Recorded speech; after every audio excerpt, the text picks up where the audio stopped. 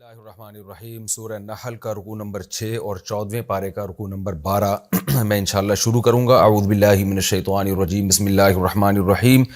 حسب معمول اس کا سب سے پہلے مختصر لفظی ترجمہ اور مختصر گرامر، پھر انشاءاللہ اس کی تفسیر۔ والذین ہاجروا فی اللہ، وہ لوگ جنہوں نے ہجرت کی اللہ میں، یعنی اللہ کے راستے میں۔ کیا مطلب؟ سبیل یہاں محذوف ہے، فی سبیل اللہ، من بعد ما ظلموا، بعد اس کے کہ ان پر ظلم کیا گیا تھا۔ لَنُبَوِّئَنَّهُمْ بَوَّأَ يُبَوِّئُ، کئی بار یہ لفظ آ چکا ہے، ٹھکانہ دینا، ہم ان کو ضرور بالضرور ٹھکانہ دیں گے، فی الدنیا، دنیا میں، حسنتاً، اچھا ٹھکانہ، وَلَأَجْرُ الْآخِرَةِ أَكْبَرُ، اور آخرت کا اجر وہ زیادہ بڑا ہے، یعنی دنیا سے بھی زیادہ بڑا ہے۔ لَوْ كَانُوا يَعْلَمُونَ، کاش کہ یہ لوگ جان لیتے، یعنی یہ کافر لوگ بھی یہ بات جان لیتے۔ الذین صبروا، یہ وہ لوگ جنہوں نے ہجرت کی ہے، یہ وہ لوگ ہیں جنہوں نے صبر کیا، وعلی ربہم یتوکلون، اور اپنے رب پر یہ لوگ توکل کرتے ہیں۔ وما ارسلنا من قبلک، اور نہیں بھیجا ہم نے آپ سے پہلے، الا رجالا، مگر مردوں کو، نوحی الیہم، ہم انہی کی طرف وحی بھی کرتے ہیں۔ فاسألوا اہل الذکر، سأل یسأل، اصل میں تھا اسألوا، الف کو سائلنٹ بھی کر دیا اور کتابت سے بھی حذف کر دیا۔ پس تم پوچھو اہل ذکری، نصیحت والوں سے، یعنی علم والوں سے۔ یہاں ذکر سے مراد بالاجماع علم ہے، علم کو بھی ذکر سے تعبیر کیا جاتا ہے کیونکہ اکثر اہل علم ہی نصیحت کرتے ہیں۔ پس اہل علم سے تم پوچھو، ان کنتم لا تعلمون، اگر تم نہیں جانتے، بالبینات، ہم نے جو پہلے پیغمبروں کو بھیجا، مردوں کو بھیجا نبی بنا کے، بالبینات، واضح دلائل کے ساتھ، والزبر، زبر صحیفوں کو کہتے ہیں، کتابوں کو بھی کہتے ہیں، صفحات جن پر لکھی ہوئی تحریریں ہوں، یعنی وحی مراد ہے، کیونکہ موسیٰ علیہ السلام کو تو ملی ہی کتاب اور بہت سے پیغمبروں کو وحی نازل ہوئی تو ان کو کتابی شکل میں لکھا گیا۔ بالبینات والزبر، صحیفوں کے ساتھ اور دلائل کے ساتھ، یعنی معجزوں کے ساتھ۔ وانزلنا الیک الذکر، اور اے نبی ہم نے آپ پر بھی نازل کیا ہے نصیحت کو، یعنی اس قرآن کو، لِتُبَيِّنَ لِلنَّاسِ، تاکہ آپ کھول کھول کے ایکسپلین کر دیں، ڈیفائن کر دیں لوگوں کے لیے، وہ چیز نزل الیہم، جو ان کی طرف نازل کی گئی ہے، وَلَعَلَّهُمْ يَتَفَكَّرُونَ، اور پھر شاید یہ لوگ بھی تفکر کریں۔ تفکر میں نے بتایا فکر کا اعلیٰ درجہ، خوب گہرائی میں جا کے غور کریں۔ أَفَأَمِنَا، تو کیا بے خوف ہو گئے، الَّذِينَ، وہ لوگ، مَكَرُوا السَّيِّئَاتِ، جو بری تدبیریں کر رہے ہیں۔ اصل میں مکرو کا معنی ہی بری تدبیر ہے، السیئات کا معنی بھی بری، تو اس کو میں بار بار بتا چکا ہوں، صنعت تجرید کہتے ہیں، تجرید کا معنی خالی کرنا، تو یعنی مکرو میں مکر والا معنی خالی کر دیا، سیئات کو واضح لے آئے، تو مکرو کا معنی فعلوا۔ اس کی مثال ہے نا، جیسے سبحان الذی اسری بعبدہ لیلا، اسرا کا معنی رات کو چلانا، اب لیلا آخر میں آ گیا تو اب اسرا میں کا معنی صرف چلانا رہ گیا، یعنی اس میں رات والا معنی سے اس کو خالی کر لیا گیا کیونکہ رات کا آگے تذکرہ آ گیا۔ اسرا لیلن، رات کو چلایا، ورنہ اسرا میں کے بعد لیلن لانے کی ضرورت نہیں ہے، تو یہاں بھی مکرو کے بعد سیئات لانے کی ضرورت نہیں ہے، لیکن مکرو کے بعد سیئات میں گویا اس کو اور ایکسپلین کر دیا، تو اب مکرو کا معنی جو کرتے ہیں سیئات، بری تدبیریں۔ افامن الذین مکروا سیئات، کیا بے خوف ہو جاتے ہیں وہ لوگ جو بری تدبیریں کرتے ہیں؟ کس بات سے بے خوف ہو جاتے ہیں؟ ان یخسف اللہ بہم الارض، کہ اللہ خسف کر دے، دھسا دے ان کو زمین میں، او یاتیہم العذاب، یا ان پر عذاب آ جائے، من حیث لا یشعرون، اس طور پر کہ ان کو شعور بھی نہ ہو، او یاخذہم، یا اللہ ان کو پکڑ لے، فی تقلبہم، ان کے تقلب میں، تقلب کہتے ہیں الٹنا پلٹنا، تو قرآن میں تقلب کا لفظ جو استعمال ہوا ہے نا، یہ زمین میں گھومتا پھرنے، اچھلتے پھرنے کے معنی میں۔ ہم کہتے ہیں نا یہ جو دنیا اچھل کود رہی ہے، گھوم پھر رہے ہیں، جو ہے نا ناچتے پھر رہے ہیں، تو ان تمام معنوں میں اردو میں بھی یہ اس میں استعمال ہوتا ہے کہ خوب زمین میں انجوائے کرنا، گھومنا پھرنا، تو یہاں بھی اس لیے چلنے پھرنے کے معنی میں، او یاخذہم فی تقلبہم، یا اللہ ان کو ان کے چلتے پھرتے، یعنی اپنے دنیاوی کاموں میں مشغول ہونے کی حالت میں پکڑ لے، فما ہم بمعجزین، تو پس یہ لوگ ہرا نہیں سکیں گے، او یاخذہم علی تخوف، یا ان کو پکڑ لے ان کے خوف کی حالت میں، تو یہ سب کچھ ہو سکتا ہے۔ فإن ربکم لرؤوف الرحیم، تو بے شک تمہارا رب تو بڑا معاف کرنے والا، یعنی بڑا نرم دل، رؤوف، رأفت کہتے ہیں نرمی کو، تو ظاہر ہے اللہ کی طرف جب اس کی نسبت ہوگی تو اس سے مراد ہے کہ بندوں پہ شفقت کرنے والا، رحیم کا معنی رحم کرنے والا. یعنی یہ لوگ اس بات سے بے خوف ہو گئے ہیں، وہ لوگ جو بری تدبیریں کر رہے ہیں اسلام کے خلاف، کہ اللہ ان کو مختلف طریقوں سے عذاب دے سکتا ہے، مختلف حالتوں میں پکڑ سکتا ہے، لیکن پکڑتا نہیں ہے. کیوں؟ اس کی وجہ بیان کی، فَإِنَّ رَبَّكُمْ لَرَؤُوفٌ الرحیم. تو واقعی تمہارا رب تو بڑا شفیق اور رحم کرنے والا ہے، پکڑتا نہیں ہے، فوراً مہلت دیتا ہے. اولم یروا، کیا یہ لوگ دیکھتے نہیں ہیں، الی ما، ان چیزوں کی طرف، خلق اللہ، جن کو اللہ نے بنایا، من شیء، یعنی جتنی بھی چیزیں ہیں جن کو اللہ نے بنایا، تو ان مخلوقات کی طرف دیکھتے نہیں ہیں کہ یتفیأ ظلالہ، کہ ان کے سائے حرکت کرتے ہیں، سمٹتے ہیں. فاء یفیء کا معنی ہوتا ہے لوٹنا، یتفیأ یتصرف، اس کا معنی بھی لوٹنا. تو وہ تمام چیزیں جن کے سائے لوٹتے ہیں یا حرکت کرتے ہیں، عن الیمینی، دائیں طرف سے بھی، والشمائلی، اور بائیں طرف سے بھی، یعنی دائیں اور بائیں طرف سے سمٹتے ہیں. تو یہ دائیں اور بائیں مراد نہیں ہے، اس کا مفہوم یہ ہے کہ مختلف سمتوں میں تو حرکت کر رہے ہوتے ہیں سائے. تو کیا یہ لوگ ان سایوں کی طرف نہیں دیکھتے؟ ہم بھی کہتے ہیں نا بھائی تو دائیں بائیں کیوں گھوم رہا ہے، تو ضروری نہیں کہ وہ دائیں بائیں گھوم رہا ہو، کسی بھی سمت میں گھوم رہا ہو تو اس کو اردو میں محاورے میں کہا جاتا ہے کہ دائیں بائیں یا مشرق مغرب. تو عرب میں بھی یہ کلام استعمال ہوتا ہے. تو مراد یہ کہ مختلف سمتوں کی طرف جو سمٹ رہے ہوتے ہیں، کہیں سے سمٹ رہے ہیں، کہیں کی طرف بڑھ رہے ہیں. تو کیا یہ لوگ ان چیزوں کی طرف نہیں دیکھتے جن کے سائے مختلف سمتوں میں سمٹتے ہیں؟ سجدا للہ، اللہ تعالیٰ کی مکمل فرما برداری کرتے ہوئے. سجدن کا معنی یہاں سجدہ مراد یہ نہیں ہے جیسے انسان سجدہ کرتا ہے، سجدہ کا مطلب مکمل اللہ کے فرما بردار بنتے ہوئے. وہم داخرون، اور یہ تمام چیزیں، یعنی وہ چیزیں بھی جن کو اللہ نے پیدا کیا اور ان کے سائے بھی، یہ سب کے سب اللہ کے حکم کے آگے ذلیل ہوتے ہیں. یہاں ذلیل سے مراد برے سینس میں نہیں ہے، مطلب فرما بردار ہوتے ہیں، کیونکہ آپ کا غلام آپ کے تابع ہوتا ہے، وہ آپ کے سامنے ہل بھی نہیں سکتا. تو کیا یہ لوگ دیکھتے نہیں ہیں کہ جو چیزیں اللہ نے بنائیں وہ بھی اور ان کے سائے بھی حرکت کرتے ہوئے بزبان حال یہ بتا رہے ہوتے ہیں کہ ہم اللہ کے حکم کے آگے جھکے ہوئے ہیں، اور یہ تمام کی تمام چیزیں، سائے اور وہ چیزیں خود، وہم داخرون، یہ سب اللہ کے حکم کے آگے فرما بردار ہیں. اور یہ کیا چیزیں ہیں؟ وَلِلَّهِ يَسْجُدُ مَا فِي السَّمَاوَاتِ وَمَا فِي الْأَرْضِ، اور اللہ ہی کے تابع ہے، اللہ ہی کو سجدہ کرتی ہے. یہاں سجدہ کنایا ہے مکمل فرما بردار ہونے سے، کیونکہ جب آپ کسی کے سامنے سجدہ کرتے ہیں تو اس سے زیادہ پھر فرما برداری رہتی نہیں ہے. تو وَلِلَّهِ يَسْجُدُ، اور اللہ ہی کے لیے سجدہ کرتی ہیں، مَا فِي السَّمَاوَاتِ، وہ تمام چیزیں جو آسمانوں میں ہیں، وَمَا فِي الْأَرْضِ، اور جو زمین میں ہیں، مِن دَابَّةٍ، یعنی جتنے بھی جاندار ہیں. دابہ یدب فی الارض، کئی بار یہ لفظ بتا چکا ہوں، اصل میں تو چوپایوں کو کہتے ہیں، یہ زمین پہ رینگنے والے جانوروں کو کہتے ہیں، لیکن اس سے مراد عام مخلوق بھی ہے. مخلوق میں جو بھی جاندار ہو اس کو بھی دابہ کہا جاتا ہے. وہ تمام مخلوق، والملائکۃ، اور پھر فرشتے. ما فی السماوات و ما فی الارض میں فرشتے خود بخود آگے، لیکن ان کو الگ سے تذکرہ کیا جا رہا ہے. وہم لا یستکبرون، اور یہ تکبر نہیں کرتے. یخافون ربہم، یہ تمام مخلوق اپنے رب سے ڈرتی ہے. من فوقہم، جو ان کے اوپر ہے، یعنی اللہ کی ذات جو عرش پر ہے، یہ سب اس سے ڈرتے ہیں. ویفعلون، اور کرتے ہیں، ما، وہ تمام کام، یؤمرون، جن کا ان کو حکم دیا جاتا ہے. یہ ہمارا رکوع، یہ بھی مختصر رکوع تھا، لفظی ترجمہ اس کا مکمل ہو چکا. اب ہم انشاءاللہ اس کی تفسیر کی طرف آتے ہیں. والذین ہاجروا فی اللہ من بعد ما ظلموا لنبوئنہم فی الدنیا حسنہ. آپ کو معلوم ہے کہ پچھلے رکوع میں تذکرہ چل رہا تھا کہ یہ لوگ قسم اٹھا کے کہتے ہیں کہ قیامت قائم نہیں ہوگی. اللہ نے فرمایا کہ ضرور قائم ہوگی، کیونکہ اگر قیامت قائم نہ ہو تو حساب و کتاب پھر کیسے ہوگا انسانوں کا. لِيُبَيِّنَ لَهُمُ الَّذِي يَخْتَلِفُونَ فِيهِ، تاکہ اللہ بیان کر دے ان باتوں کو جن میں یہ لوگ اختلاف کر رہے ہیں. یہ پچھلے رکوع میں تھا.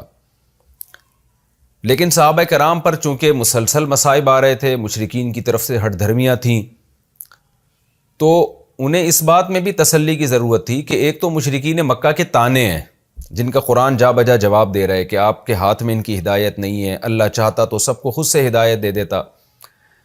لیکن کچھ تکلیفیں وہ تھیں جو ان کو جسمانی طور پہ دی جا رہی تھیں. حضرت بلال حبشی رضی اللہ تعالیٰ عنہ کے سینے پہ پتھر رکھے جاتے تھے، خباب ابن ارت رضی اللہ تعالیٰ عنہ کو گرم انگاروں پہ لٹایا جاتا تھا. تو یہ مکہ میں وہ اذیتیں تھیں جو جسمانی اذیتیں تھیں. تو اب آگے جسمانی اذیتوں کے بارے میں اللہ نے تسلی دی ہے کہ جن لوگوں کو جسمانی اذیتیں دی جا رہی تھیں شدید، اور ان کو پھر ہجرت کے لیے حکم دیا گیا، تو یہ ایک بہت بڑی قربانی تھی ان کے لیے، اپنے وطن کو چھوڑ کے دوسری طرف ہجرت کرنا. اور یہاں ہجرت سے مراد ہے حبشہ کی ہجرت، کیونکہ یہ صورت مکہ میں نازل ہوئی اور اس وقت تک مدینہ میں ہجرت کا حکم نازل نہیں ہوا تھا اور صحابہ نے ہجرت مدینہ کی طرف نہیں کی تھی. تو حبشہ میں، جن میں حضرت عبداللہ بن مسعود رضی اللہ تعالیٰ عنہ بھی تھے، نجاشی کی طرف ان کو بھیجا گیا. جعفر طیار رضی اللہ تعالیٰ عنہ بھی تھے، جنہوں نے نجاشی کے دربار میں بڑی زبردست تقریر کی تھی، پھر سورہ مریم کی تلاوت کی جس سے نجاشی رو پڑا. تو انہیں حکم دیا گیا حبشہ کی طرف ہجرت کرنے کا. پھر بعد میں اللہ تعالیٰ نے مدینہ کی طرف ہجرت کا حکم دیا، کیونکہ مدینہ میں ایک مسلمانوں کی ایک مضبوط ریاست بن چکی تھی. تو ان صحابہ کے لیے بھی اللہ نے تسلی کی آیتیں نازل کی کہ جو حبشہ کی طرف، نجاشی بادشاہ کی طرف ہجرت کر رہے ہیں. فرمایا والذین ہاجروا فی اللہ، وہ لوگ جنہوں نے ہجرت کی اللہ میں، یعنی اللہ کے راستے میں، من بعد ما ظلموا، بعد اس کے کہ ان پر ظلم کیا گیا تھا، یعنی جسمانی طور پر ان کو ٹارچر کیا گیا، ان کے مال چھین لیے گئے. تو اللہ ان کو تسلی دے رہے ہیں، کیونکہ وہ صحابہ تو حبشہ کی طرف گئے. وہ تو حبشہ بھی غیر مسلم ریاست تھی، ٹھیک ہے، نجاشی نے عیسائی بادشاہ تھا، بہت اچھا سلوک کیا، لیکن اپنا ملک اور اپنے رشتہ دار، اپنے ریلیٹیو اور یہ سب تو چھوٹ گئے نا ان سے. تو قرآن ان کو تسلی دے رہا ہے کہ لَنُبَوِّئَنَّهُمْ فِي الدُّنْيَا حَسَنَةً، وہ تسلی رکھیں ہم ضرور ضرور دنیا میں بھی ان کو اچھا ٹھکانہ دیں گے.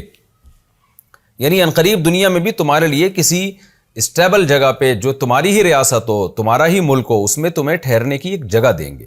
اور اس سے مراد ہے مدینہ.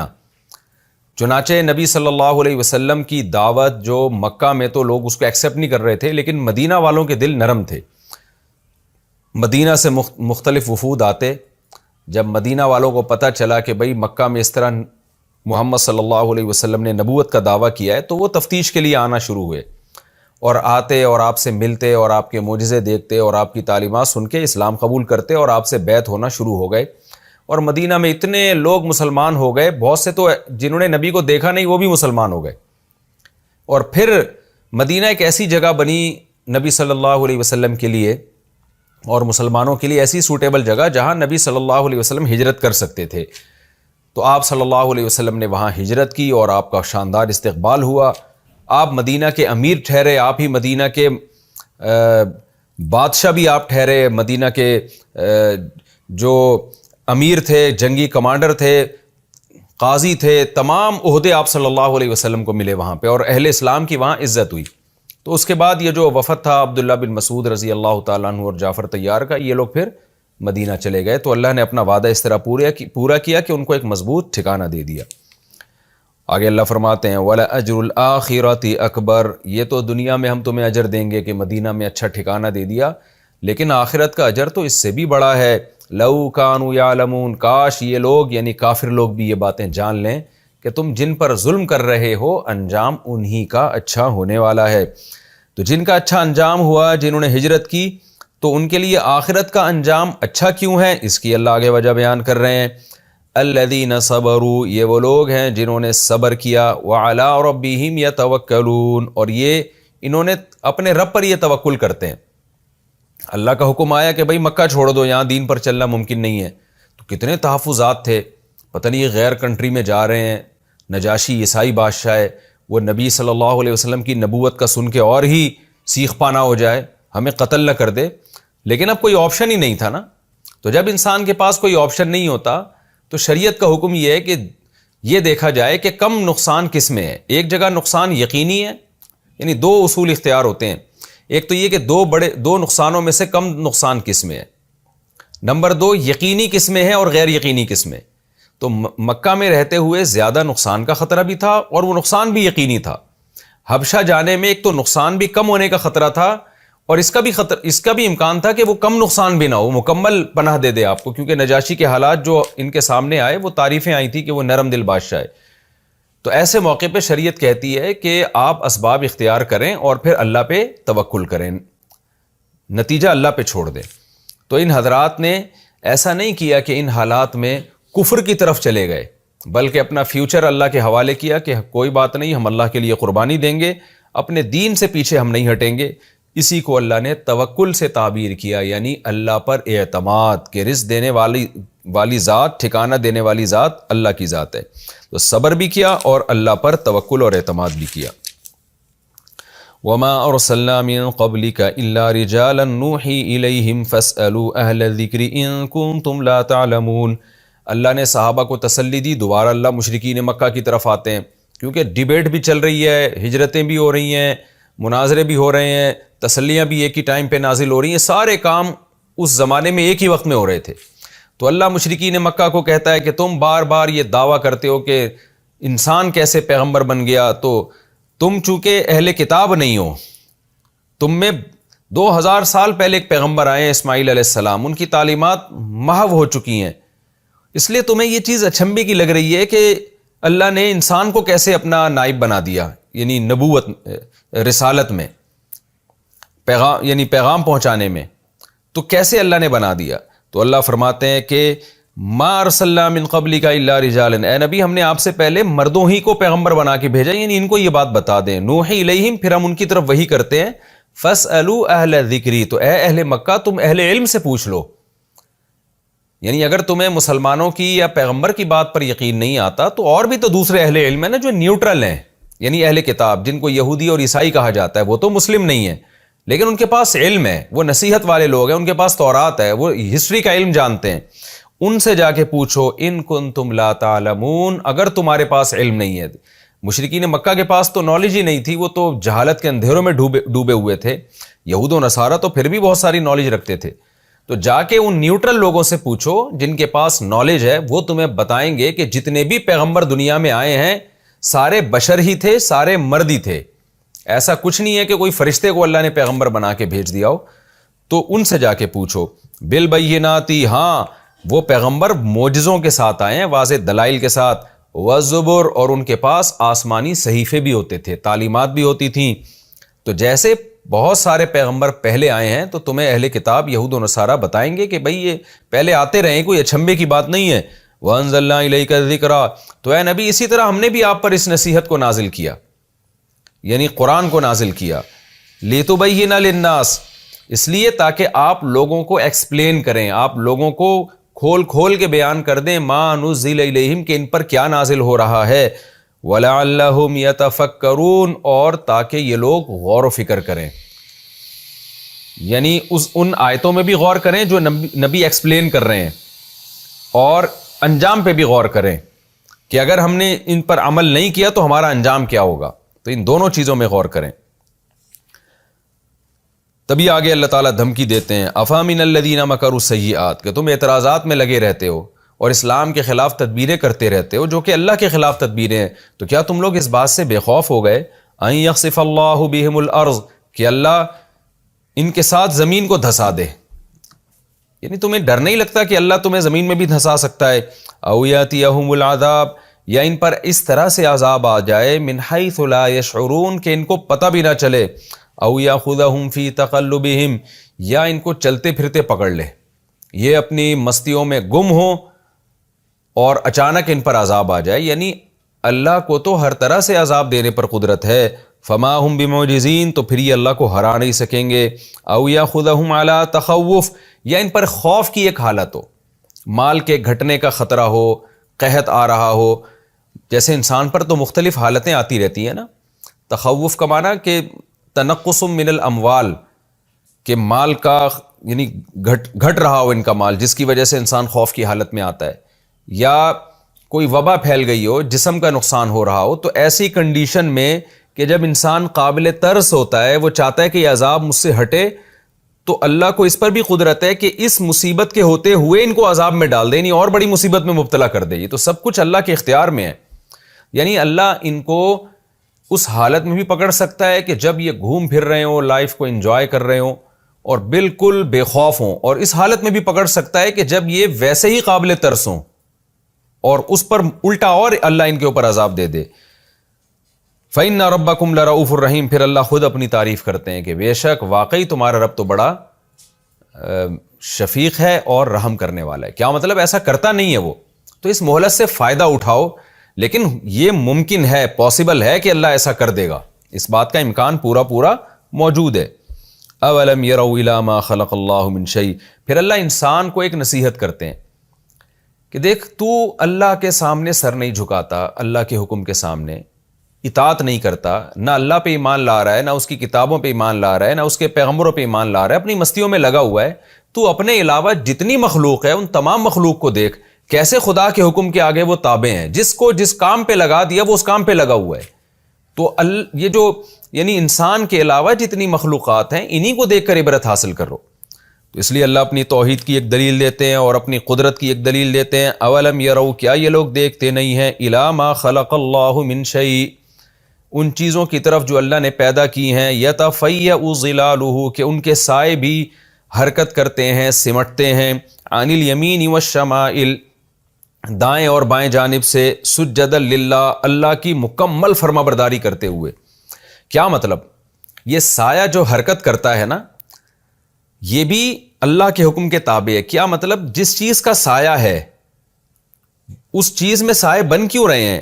سورج کی حرکت کی وجہ سے، اور سورج مجال ہے کہ جو اللہ نے اس کو مدار دے دیا حرکت کے لیے، اس سے ذرہ برابر بھی دائیں بائیں ہٹ جائے وہ، تو سورج کیسا فرما بردار ہے جس کے نتیجے میں وہ سائے بھی سمٹے، یعنی سائے بھی ایک مخصوص حرکت کے تحت چلتے ہیں۔ یعنی ایسا لگتا ہے کہ اللہ نے کان سے پکڑ کے سورج کو راستے پہ چلا دیا اور ان چیزوں کے سایوں کو بھی اسی کے تابع کر دیا کہ جیسے جیسے سورج حرکت کر رہا ہے تمہارے سائے بھی اسی انداز سے سمٹیں گے۔ اور صدیوں سے یہ ایک پورا ایک سسٹم ہے، اس سسٹم میں ذرہ برابر بھی تبدیلی نہیں ہو رہی۔ تو اس چیز کو یوں تعبیر کیا گیا کہ سائے اور وہ چیزیں اور سورج، یعنی جو یہ تمام کی تمام چیزیں اللہ کے حکم کے تابع ہیں۔ تو آپ دیکھیں نا، آج تو پوری کیلکولیشن ہے، ماہر فلکیات پہلے سے بتا دیتے ہیں کہ اس چیز کا سایہ اتنے بج کے اتنے منٹ پہ یہاں ہوگا، اتنا لمبا سایہ ہوگا، اور وہ ادھر ہی ہوتا ہے۔ وجہ کیا ہے کہ سایہ جس چیز کی عکاسی ہے وہ ہے سورج کی حرکت، اور اس حرکت میں تبدیلی نہیں آتی۔ تو اس چیز کو اللہ تعالیٰ نے ایک بلیغ انداز میں بیان کیا، اس کائنات کی ایک حقیقت کو۔ اللہ فرماتے ہیں کیا یہ لوگ دیکھتے نہیں ہیں، اللہ نے جو چیزیں پیدا کی ہیں ان کے وہ چیزوں کے سائے بھی حرکت کرتے ہیں، یعنی وہ بھی اللہ کے تابع ہیں۔ وَهُمْ دَاخِرُونَ، اور یہ تمام چیزیں، یعنی وہ چیزیں بھی اور ان کے سائے بھی، یہ سب کے سب اللہ کے حکم کے فرما بردار ہیں۔ یعنی مخلوق میں جس کو اللہ نے جس کام پہ لگا دیا وہ اس سے ذرہ برابر بھی انحراف نہیں کرتا۔ یہ سایوں کی مثال اس لیے دی کہ یہ بھی ایک، یعنی سورج کی حرکت جو ہے نا، اس کا ایک بڑا خوبصورت مظہر ہے۔ آپ دیکھیں نا، پہاڑی علاقوں میں جائیں نا تو وہ ایک الگ ہی منظر ہوتا ہے، سائے ہوتے ہیں تو بالکل اندھیرا، اور جیسے جیسے سورج حرکت کرتا ہے وہ سائے ایسے سمٹتے ہیں، بڑا ایک خوبصورت منظر ہوتا ہے یہ، سمٹتے سمٹتے سمٹتے سمٹتے پھر دوسری جانب بڑھنا شروع ہو جاتے ہیں۔ آگے اللہ فرماتے ہیں وَلِلَّهِ يَسْجُدُ مَا فِي السَّمَاوَاتِ وَمَا فِي الْأَرْضِ، کہ جو کچھ آسمانوں میں اور جو کچھ زمینوں میں ہے سب کا سب اللہ کو سجدہ کرتا ہے، یعنی اللہ کے قدموں میں گرا ہوا ہے، کوئی بھی اللہ کے حکم سے پیچھے نہیں ہٹتا۔ من دابۃ، جتنی بھی جاندار مخلوق ہے، والملائکۃ، اور فرشتے بھی، وہم لا یستکبرون، اور ان میں کوئی بھی تکبر نہیں کرتا، کوئی بھی اللہ کے سامنے اکڑتا نہیں ہے، کوئی بھی اللہ سے حکم کو پورا کرنے کی ریزن نہیں پوچھتا۔ لہذا انسان کو بھی اللہ کے عذاب سے ڈرنا چاہیے اور اطاعت کرنی چاہیے۔ یخافون ربہم من فوقہم، یہ تمام مخلوق اپنے رب سے ڈرتی ہے جو ان کے اوپر ہے، یعنی عرش پر ہے، جس کی شان حقیقت اللہ ہی کو معلوم ہے، اس کی کیفیت اللہ ہی کو معلوم ہے۔ تو یہ جو ذات عرش پر ہے یہ تمام کے تمام مخلوق اس سے ڈرتی ہے۔ وَيَفْعَلُونَ مَا يُؤْمَرُونَ، اور جس بات کا بھی ان کو حکم دیا جاتا ہے یہ کر گزرتے ہیں۔ تو اس لیے انسان کو بھی اللہ کی اطاعت کرنی چاہیے، اس کی فرما برداری کرنی چاہیے، اس کے آگے اپنے سر کو جھکا دینا چاہیے۔ یہ رکوع ہمارا کمپلیٹ ہوا، اس میں کچھ اہم علمی نکات ہیں وہ میں انشاءاللہ نمبر وار بیان کرتا ہوں۔ سب سے پہلی بات تو یہ پتہ چلی ہجرت کی اہمیت اور فضیلت، کہ انسان کے لیے سب سے بڑی قربانی کیا ہے؟ شہادت کے بعد سب سے بڑی قربانی ہے اپنے وطن کو چھوڑنا، اور وہ وطن جس میں آپ پیدا ہوئے اور آپ کے باپ دادے صدیوں سے وہیں رہتے آ رہے ہوں، تو اس جگہ کو چھوڑنا خاص طور پر عرب کے لیے تو بہت مشکل کام تھا، لیکن صحابہ کرام نے کتنی بڑی قربانی دی۔ تو یہ جو ہے نا ہجرت کی فضیلت، یہ ہمارے لیے بھی ہے۔ اب حدیث میں آتا ہے کہ اس طرح سے ہجرت نہیں ہے جیسے پہلے ہوا کرتی تھی، لا ہجرت بعد الفتح، فتح مکہ کے بعد اب ہجرت نہیں ہے، لیکن جب زمینی حقیقت اس طرح سے ہو جائے اور اس طرح سے مظالم شروع ہو جائیں یا ایسے حالات پیدا ہو جائیں کہ کسی خطے میں آپ کے لیے دین پر عمل ممکن ہی نہ رہے، تو آج بھی اس علاقے کو چھوڑنا واجب ہے۔ بہت سے لوگ یورپ چلے جاتے ہیں، مغربی کنٹریز میں چلے جاتے ہیں، حالانکہ ان کو یقین ہوتا ہے کہ ہماری اولاد مرتد ہو جائے گی، پھر بھی وہ جا رہے ہوتے ہیں پیسوں کے لیے۔ تو یہ مطلب نہیں ہے کہ یورپ میں جانا، امریکہ میں جانا حرام ہے، ناجائز ہے۔ جو اپنے دین کو بچا سکتا ہے اس کے لیے جانا جائز ہے، بلکہ کسی حد تک بعض لوگوں کے لیے تو ضروری بھی ہے۔ لیکن خوب سمجھ لیں، جس کو یہ غالب گمان ہو کہ میں وہاں جا کے اپنے یا اپنی اولاد، اپنے بیوی بچوں کو دین کو نہیں بچا سکتا، تو اس کے لیے نہ صرف یہ کہ وہاں جانا جائز نہیں ہے، بلکہ وہاں سے موو کرنا اس پر واجب ہے۔ تو اور ایسے موقع پہ اللہ کی طرف سے پھر یہ فضیلت ہے کہ جو بھی اللہ کی خاطر کسی علاقے کو چھوڑے گا، اللہ کی خاطر، تو رزق کا وعدہ اللہ نے کیا ہے، وہ اللہ پہ اعتماد کرے، توکل کرے۔ لَنُبَوِّئَنَّهُمْ فِي الدُّنْيَا حَسَنَةً، ہم آخرت تو بعد میں، ہم دنیا میں بھی اس کو انشاءاللہ اچھا ٹھکانہ دیں گے اگر اللہ نے چاہا تو۔ اور چاہا کا مطلب یہ ہے کہ نہیں چاہے گا نا تو آپ کو جس کنٹری میں آپ پیسے کے لیے جا رہے ہیں وہاں آپ کو رسوا کر دے گا، اس بات کا خطرہ پورا موجود ہے۔ تو ایک تو ہجرت کی فضیلت ہمیں معلوم ہوتی ہے۔ دوسری بات یہ کہ صحابہ کرام جو ہجرت کر رہے تھے نجاشی بادشاہ کی طرف، حبشہ کی طرف، جس کو آج کل ایتھوپیا کہا جاتا ہے، تو حبشہ کا بادشاہ عیسائی تھا۔ اس سے بھی پتہ چلتا ہے کہ غیر مسلم کنٹری سے بھی مدد لی جا سکتی ہے اور غیر مسلم بادشاہ سے بھی مدد لی جا سکتی ہے۔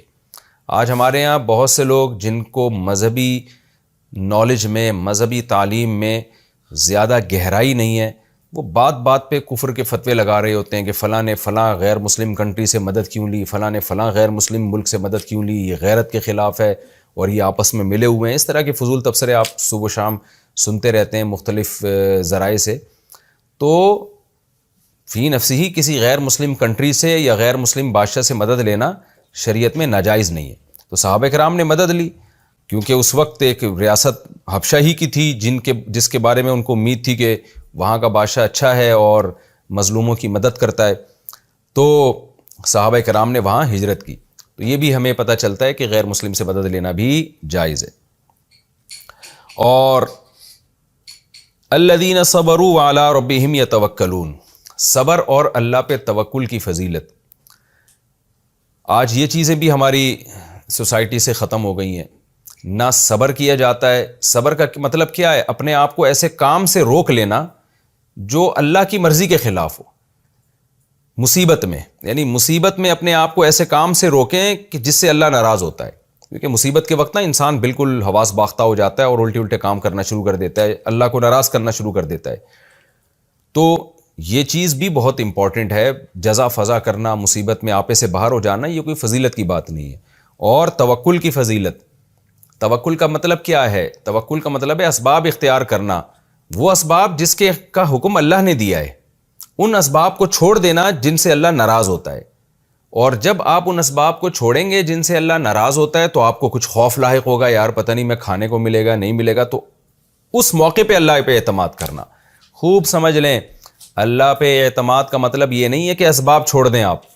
مثال کے طور پر یہ صحابہ کرام حبشہ ہجرت نہ کرتے، مکہ میں رہ کے صبر کرتے تو یہ غلط ہوتا، اس لیے کہ ایک آپشن ہے آپ کے پاس، اس مصیبتوں سے بچنے کے لیے ایک راستہ ہے، تو اس راستے کو تو اختیار کیا جائے نا، پھر اس میں جو تحفظات ہو تو ان میں اللہ پہ اعتماد کیا جائے۔ تو ہمارے یہاں بعض لوگ اسباب بالکل چھوڑ دیتے ہیں اور کہتے ہیں ہم اللہ پہ توکل کریں گے، یہ بھی غلط ہے، اور اسباب ایسے اختیار کرتے ہیں کہ جائز ناجائز کا فرق ختم کر دیتے ہیں، تو یہ بھی اللہ پہ توکل کے خلاف ہے۔ ایک اہم پوائنٹ کی بات اس میں یہ بھی پتہ چلتی ہے کہ اللہ نے مشرکین مکہ کو حکم دیا کہ اہل علم سے پوچھو کہ جتنے بھی پیغمبر دنیا میں آئے ہیں سارے مرد تھے۔ تو اس سے اہل علم کی فضیلت بھی معلوم ہوتی ہے، حالانکہ جن اہل علم کی بات ہو رہی ہے وہ تو یہود و نصارہ تھے، اہل کتاب تھے، لیکن بہرحال نالج تھی ان کے پاس، انہیں پتا تھا کہ بھئی پیغمبر ہمیشہ سے انسان ہی آتے رہے ہیں، فرشتے پیغمبر نہیں آتے۔ تو اس سے ہمیں یہ بھی پتہ چلتا ہے کہ جو جس کی فیلڈ ہے نا، اس فیلڈ میں اس کی اتباع کی جائے گی، اسی کو تقلید بھی کہا جاتا ہے۔ تقلید کا کیا مطلب؟ ایک تقلید حرام تقلید ہے جس کو اندھی تقلید کہتے ہیں، کہ آپ جس کے کو فالو کر رہے ہیں آپ کو اس کے برحق ہونے کی آپ کے پاس کوئی دلیل نہیں ہے۔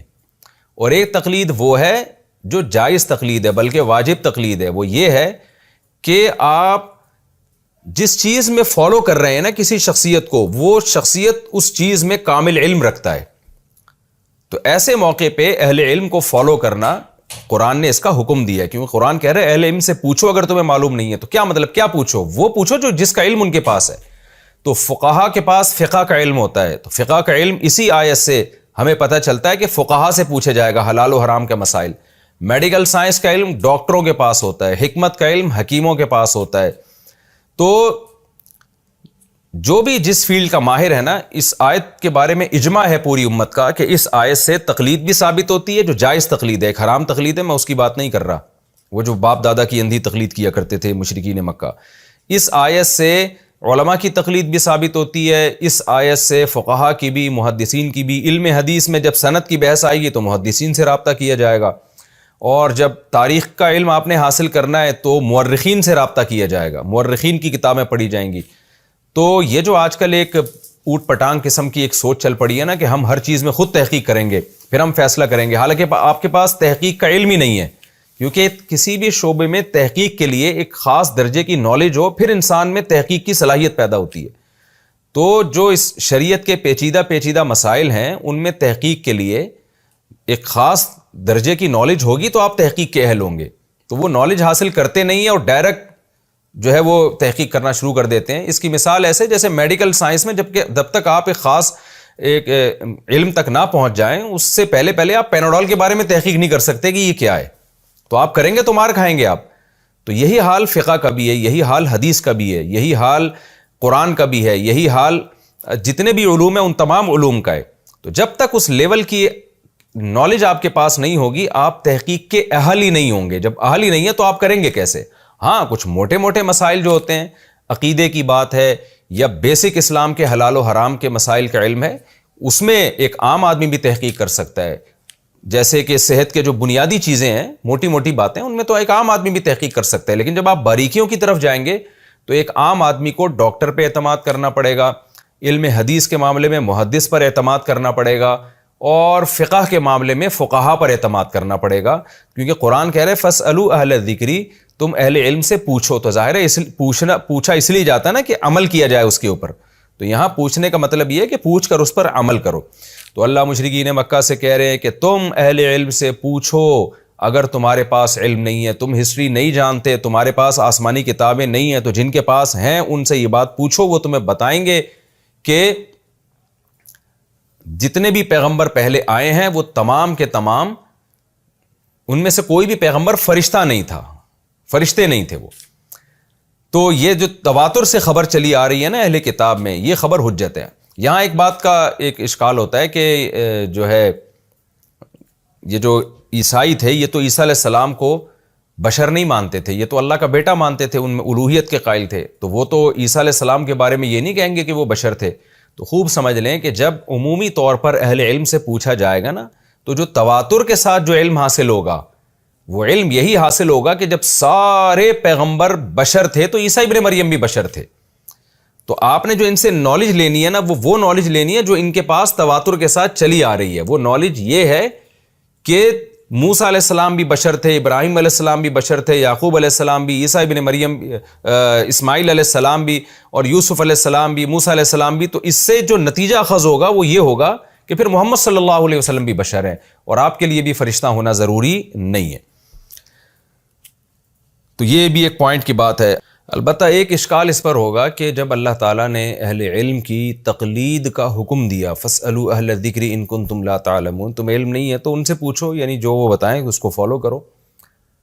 تو عیسائی تو حضرت عیسیٰ علیہ السلام کو اللہ کا بیٹا کہتے ہیں، وہ تو بشر نہیں مانتے، تو کیا ہم اس میں ان کو فالو کریں گے؟ تو خوب سمجھ لیں کہ جو چیز تواتر کے خلاف ہوتی ہے نا، اس میں کسی صاحب علم کو فالو نہیں کیا جاتا، یہاں تقلید حرام ہے۔ تو یہ بات تواتر سے ثابت ہے، اور عقل کے لحاظ سے بالکل 2 اور 2 4 کی طرح بدیہی ہے کہ خدا کا کوئی ہم مثل نہیں ہے۔ جب خدا کا کوئی ہم مثل نہیں ہے تو لم یلد ولم یولد، نہ اس نے کسی کو جنا، نہ وہ کسی سے جنا گیا. تو اہل علم کی وہ بات جو تواتر کے خلاف ہو اس میں اہل علم کو فالو نہیں کیا جاتا، پھر یہ حرام تقلید کہلاتی ہے. جیسے کوئی مجتہد کہہ دے کہ 5 نمازیں اسلام میں نہیں ہیں، یا اسلام میں روزہ نہیں ہے، یا اسلام میں زکوٰۃ نہیں ہے، تو پھر یہاں اہل علم کو فالو نہیں کیا جائے گا، کیونکہ یہ تواتر کا مطلب جمع غفیر ایک چیز نقل کرتا چلا آ رہا ہے. اس کی مثال ایسے جیسے کوئی اہل علم کہہ دے کہ اسلام میں رجم نہیں ہے، پتھروں سے مار کے جو زانی کو سزا دی جاتی ہے وہ اسلام میں نہیں ہے. تو ظاہر ہے یہ 100% غلط ہے. تو تواتر سے، اجماع سے یہ بات ثابت ہے. تو تواتر غلط نہیں ہو سکتا، ایک بندہ، ایک شخص غلط ہو سکتا ہے. تو فاسألوا اہل الذکر ان کنتم لا تعلمون کا مطلب وہ چیزیں جن میں تقلید جائز ہے ان میں اہل علم کی تقلید کرو. جہاں کسی اہل علم کا غلط ہونا تواتر سے ثابت ہو جائے، اور تو وہ تو پھر اس کا غلط ہونا ثابت ہوگا. جیسے کہ مشرکین مکہ اپنے باپ دادا کی اندھی تقلید کیا کرتے تھے، پھر یہ اسی کی فہرست میں داخل ہوگا. اور ایک اہم نقطے کی بات جو اگلی آیت وَأَنزَلْنَا إِلَيْكَ الذِّكْرَ لِتُبَيِّنَ لِلنَّاسِ مَا نُزِّلَ إِلَيْهِمْ، یہ بہت اہم نقطے کی بات ہے کہ ہم نے اے نبی آپ پر کتاب کو نازل کیا، قرآن کو، لِتُبَيِّنَ لِلنَّاسِ، تاکہ آپ لوگوں کو بیان کریں کہ کیا نازل ہوا ہے. یعنی ایکسپلین کون کرے گا؟ نبی صلی اللہ علیہ وسلم. آج بہت سے لوگ ہیں جو کہتے ہیں ہم قرآن کو مانتے ہیں، حدیث کو نہیں مانتے. حالانکہ قرآن کی ایکسپلینیشن جو ہے وہ حدیث سے ہوگی، اس کو ڈیفائن حدیث میں کیا گیا ہوگا. اگر آپ حدیث کو نکال دیں تو قرآن بھی نہیں سمجھ سکتے آپ پھر. اور تیسری بات یہ کہ وَلَعَلَّهُمْ يَتَفَكَّرُونَ، پھر یہ لوگ بھی تفکر کریں گے. یعنی نبی کے بیان کے بعد بھی بات ختم نہیں ہو جائے گی، ان کو ڈیپ میں جا کے خود ان کو بھی غور و فکر کرنا پڑے گا، جس کو اجتہاد کہا جاتا ہے. تبھی اسلامی علم اور اسلامی قانون جو مرتب ہوا ہے نا، وہ 3 چیزوں کو سامنے رکھ کر، قرآن، حدیث اور فقہ، یعنی قرآن بھی ہے، اس میں حدیث بھی ہے، پھر فقہا کا اجتہاد بھی ہے. یہ تینوں چیزیں مل کے اسلامک لا مرتب ہوتا ہے. کتاب الطہارہ، کتاب الصلاۃ، پھر اذان کا باب، پھر حج اور زکوٰۃ، پھر معاملات خرید و فروخت کے، پھر نکاح اور طلاق کے، پھر وراثت اور حدود. یہ تمام جو اسلامی حکام ہے نا، یہ ان 3 چیزوں کا مجموعہ ہے، قرآن، حدیث اور پھر فقہا کا اجتہاد. کچھ لوگوں نے حدیث کو نکال دیا اور کہا کہ ہم صرف قرآن کو مانتے ہیں، وہ بھی گمراہ ہیں. کچھ لوگوں نے کہا کہ ہم صرف قرآن اور حدیث کو مانتے ہیں، وہ بھی گمراہ ہیں. تو اس میں صحیح راستے پر وہ لوگ ہیں جو قرآن، حدیث اور فقہا کا اجتہاد، ان تینوں چیزوں کو، اجتہاد قرآن حدیث کو سمجھنے کے لیے جو اجتہاد کیا گیا، اگینسٹ میں نہیں جاتا وہ، اس کے سمجھنے کے لیے. تو جب تک یہ 3 چیزیں نہیں ملیں گی اس وقت تک قرآن و سنت پر عمل پاسبل ہی نہیں ہے. تو یہ تفکر، ظاہر ہے یہ تفکرون میں تفکر ہے نا، غور و فکر، تو غور و فکر وہی کرے گا نا جو قرآن حدیث کا پراپر علم جانتا بھی ہو. تو فقہا جانتے ہیں، مجتہدین جانتے ہیں، ان کے غور و فکر کا اعتبار ہوگا. اسی بات کو حدیث میں یوں بیان کیا گیا، آپ صلی اللہ علیہ وسلم نے فرمایا، صحیح حدیث ہے، بلغوا عنی ولو آیا، جو مجھ سے سنو آگے پہنچاؤ. رب حامل فقہ غیر فقیہ، بہت سے لوگ علم کی بات جانتے ہیں، سمجھتے نہیں ہیں. کیا مطلب؟ اللہ نے ایسے لوگ پیدا کیے ہیں کہ وہ آپ کو اس کا مطلب بتائیں گے. تو ایسے ہی فقیہ کو کی جمع آتی ہے فقہا. حدیث میں آتا ہے امت 2 طبقوں میں بٹی ہوئی ہے، ایک فقیہ اور ایک غیر فقیہ. یہ جو حدیث میں نے تشریح کی بتائی نا، اسی سے پتہ چلتا ہے. تو فقیہ کی جمع فقہا. تو جو کہتے ہیں ہم فقہا سے نہیں پوچھیں گے، فقہ شقہ کچھ نہیں ہوتا، تو وہ قرآن کی اس آیت کے بھی منکر ہیں. تو تفکر دونوں طرح سے ہوگا، اس میں بھی کہ ہم نے عمل کیسے کرنا ہے، اگر عمل نہیں کیا تو ہمیں سزا ملے گی، اور اس طرح سے بھی کہ اس کا مطلب کیا ہے، تو مطلب فقہا بتائیں گے. تو یہ ہمارا رکوع الحمدللہ کمپلیٹ ہوا. جو علمی نکات تھے مختصر وہ بھی میں نے بیان کر دیے، اور ہم انشاءاللہ پھر اگلے ایپیسوڈ میں سورہ نحل کا رکوع نمبر 7 اور 14ویں پارے کا رکوع نمبر 13 انشاءاللہ میں شروع کروں گا. اللہ تعالی ہمیں سمجھنے کی اور عمل کی توفیق عطا فرمائے. وما علینا الا البلاغ.